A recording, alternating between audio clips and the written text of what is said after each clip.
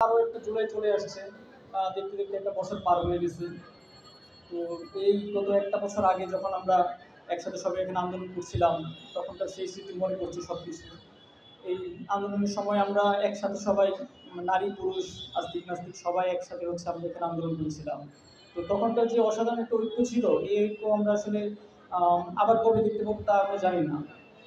তো ওই অসাধারণ ঐক্য ছিল, পাশাপাশি আমাদের যে ওই ঐক্যের ফলে যে রেজাল্ট, আমরা যে একটা সফল একটা গণ অভ্যুত্থান করতে পেরেছিলাম, সেই গণ অভ্যুত্থানের সেই গণ অভ্যুত্থানটাকে আরো বেশি সুসংহত করতে গিয়ে পাশাপাশি আমাদের এই জনগণের ঐক্যটাকে যদি আমরা স্বীকৃতি দিতে হতো, সেক্ষেত্রে আমরা আসলে আমাদের জুলাই সনদটা আসলে 5 আগস্টের পর তৈরি করা উচিত ছিল, কিন্তু আমরা আসলে সেটা নানা কারণে পারি নাই। তো আমরা আসলে কেন পারি নাই, এটা বিভিন্ন পক্ষের নানা রকম ব্যাখ্যা আছে। আমার এখানে বেশ কিছু আলাপ এখানে আছে যে কেন আমরা এই জুলাই শহরটা তখনই তৈরি করতে পারি না বা এখনো কেন পারি না। তো এখানে আমরা সবাই নিশ্চয়ই জানি যে আমাদের সেই জুলাই গণঅভ্যুত্থানের সময়টায় পাশাপাশি গত একটা বছরে জুলাইয়ের মূল যে সংগঠন যেটার উপর আমরা ভরসা রেখেছিলাম সেটা হচ্ছে বৈষম্যবিরোধী ছাত্র আন্দোলন। তো আমরা আসলে বিভিন্ন ছাত্র সংগঠন তখন একসাথে এই সংগঠন থেকে লড়াই করেছি, একসাথে আমরা আমাদের কাজগুলো করেছিলাম। আমরা তখন জুলাইয়ের ঠিক পরপর আগস্টের ঠিক পরপর আমরা সেখানে যে আমরা এই জুলাই সনদ নিয়ে আসলে আলাপটা করেছিলাম ওই ইন্টারনাল ফোরামে, কিন্তু নানা কারণে আসলে এই ফোরামে এই আলাপটাকে আমরা গুরুত্ব ওইভাবে পাইনি।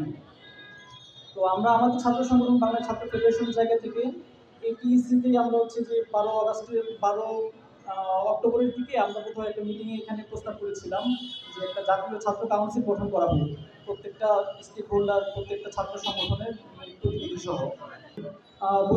তখনকার বৈষম্য বিরোধী ছাত্র আন্দোলনের যারা নেতৃস্থানীয় ছিল তাদের কাছে এই আলাপটা আসলে গুরুত্ব পায় নাই।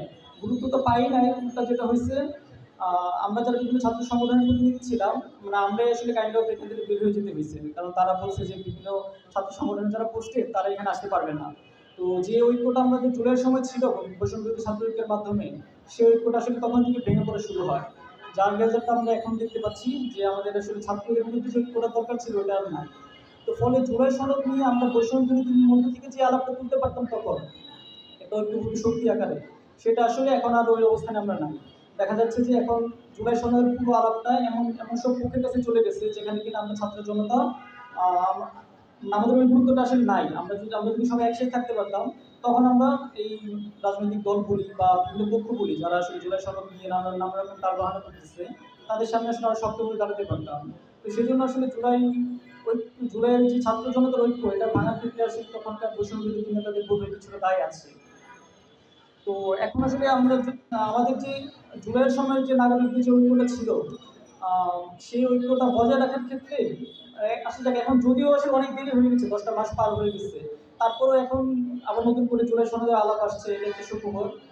আমরা আশা করি যে জুলাই সনদ নিয়ে যতগুলো রাজনৈতিক পক্ষ এবং স্টেকহোল্ডার আছে সবাই আবার একসাথে আমরা কাজ করতে পারবো।